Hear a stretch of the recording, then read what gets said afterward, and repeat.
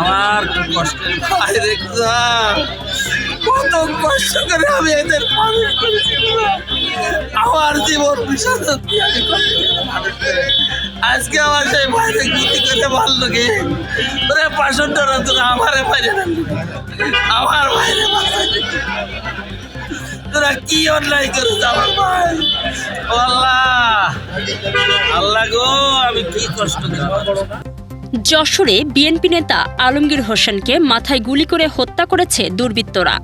শনিবার রাত 7টার দিকে শহরের শঙ্করপুর সাবেক কাউন্সিলর নয়নের অফিসের সামনে এ ঘটনা ঘটে। এমন সময় হানা দেয় একদল অজ্ঞাতনামা দুষ্কৃতকারী। তাকে লক্ষ্য করে খুব কাছ থেকে গুলি ছুড়ে পালিয়ে যায় তারা। এতে আলমগীরের মাথার বাম পাশে গুলিবিদ্ধ হয়ে মুহূর্তেই রক্তাক্ত অবস্থায় মাটিতে লুটিয়ে পড়েন তিনি। পরে তাকে যশোর জেনারেল হাসপাতালে আনা হলে ডাক্তার মৃত ঘোষণা করেন। আলমগীর হোসেন ৬ নং ওয়ার্ড বিএনপি নেতা ছিলেন। এছাড়া তিনি জমি বেচাকেনার ব্যবসা করতেন। ওনার তো কোনো শত্রু নেই, আল্লাহ কারো ক্ষতি করেছে আর কি দাঁড়ায় কষ্ট করলো। ওনার কোনো সৌনি এমন কোনো ব্যক্তিকে কেউ যদি যে বলে যে আমার চারানা পয়সা দেয় ওষুধ খাতে পারছি না, সে চারানা কান প্রেসক্রিপশন পুরো ওষুধটাই কিনে দেবে, সে পুরো ওষুধ কিনে দেবে। কোনো আমাদের শঙ্করপুরে এমন কোনো লোক বলতে পারবে না যে আলমগীর আজকে সন্ত্রাসী কিংবা কেউ সাথে মারামারি করেছে কিংবা গ্যাঞ্জাম করেছে, ফ্যাসাদ করেছে, কেউ বলতে পারবে না, কেউ বদনাম করতে পারবে না।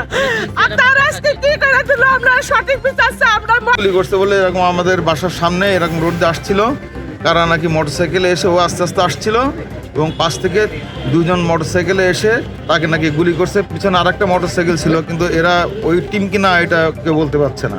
তো দুইজন ছিল যে মোটরসাইকেলে চালাচ্ছিল, পিছন থেকে পিছনে যে গুলি করছে, হ্যাঁ পাশে যে ওর সাইডে গিয়ে এরকম নাকি গুলি করছে। আমরা যে এরকম 10-12 জন লোকজন কি ব্যাপারে এই যে মশা শুনতে যেখানে তো যে আলমগীর গুলি করে ও তো মোটরসাইকেল ফেলাই নয়নের অফিসের একটু এই পাশে।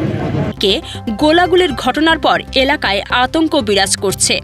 খবর পেয়ে বিএনপির খুলনা বিভাগীয় ভারপ্রাপ্ত সাংগঠনিক সম্পাদক ও 3 আসনের বিএনপির প্রার্থী অনিন্দ ইসলাম অমিত হাসপাতালে ছুটে যান।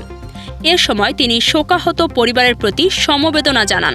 জীবন দিবে এটা তো মেনে নেওয়ার মতো কোনো ব্যাপার না, এটা তো আমরা স্তম্ভিত। দেখেন, গত ফ্যাসিস্ট আমলে এই যশোরে আমাদের 68 জন নেতাকর্মী বিচার বহির্ভূত হত্যাকাণ্ডের শিকার হয়েছিলেন, খুন জুমের শিকার হয়েছিলেন।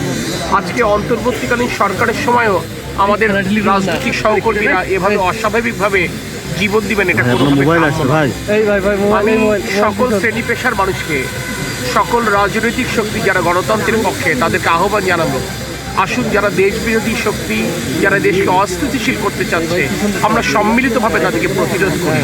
আমরা যদি সম্মিলিতভাবে প্রতিরোধ করতে ব্যর্থ হই, তাহলে আগামীর বুলেটটি আমাদের কার দিকে তাক করে রয়েছে এটা কিন্তু আমরা কেউ জানি না।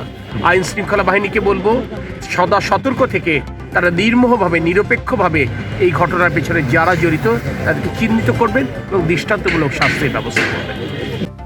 এদিকে আসামি আটকে পুলিশ অভিযানে নেমেছে। ডিবি ও কোতোয়ালি থানা পুলিশের একাধিক টিম মাঠে রয়েছেন বলে জানিয়েছে পুলিশ।